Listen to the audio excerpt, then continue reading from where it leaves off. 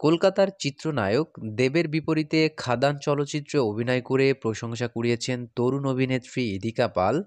ছবিটি বক্স অফিসেও ঝড় তুলেছে। সিনেমার কিশোরী গানটি তো এখন শ্রোতাদের মুখে মুখে ফিরছে। খাদান নিয়ে উন্মাদনা ফুরানোর আগেই দেবের সঙ্গে রঘু ডাকাত নামে আরেক সিনেমায় নাম লেখান ইদিকা। এসবিএফ এর প্রযোজনায় ছবিটি পরিচালনা করছেন ধ্রুব ব্যানার্জি। এই সিনেমায় দেখা যাবে পশ্চিমবঙ্গের আরেক অভিনেত্রী সোহিনী সরকারকেও। তবে ইদিকা ও সোহিনী কোন চরিত্রে থাকছেন তা জানা যায়নি। সরস্বতী পূজার দিন হতে যাচ্ছে ছবির মহরত।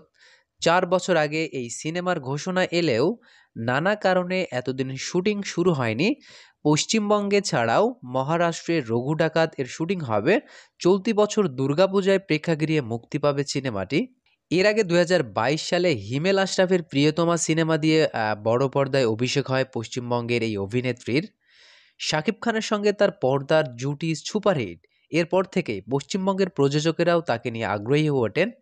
কিছুদিন আগেই মুম্বাইয়ে বরবাদ সিনেমার শুটিং করেছেন ইদিকা।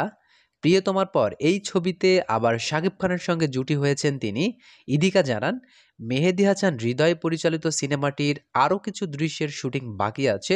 চলতি বছর পবিত্র ঈদ উল ফিতর উপলক্ষে মুক্তি পাবে সিনেমাটি।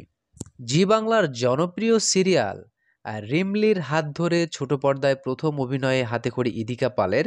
পরবর্তী সময়ে জি বাংলার আরও একটি জনপ্রিয় ধারাবাহিক পিলুতে দ্বিতীয় প্রধান নায়িকা রঞ্জা চরিত্রে অভিনয় করে নিজের সাবলীল অভিনয় গুণে তিনি মন জয় করে নিয়েছেন বাংলা সিরিয়ালের দর্শকদের।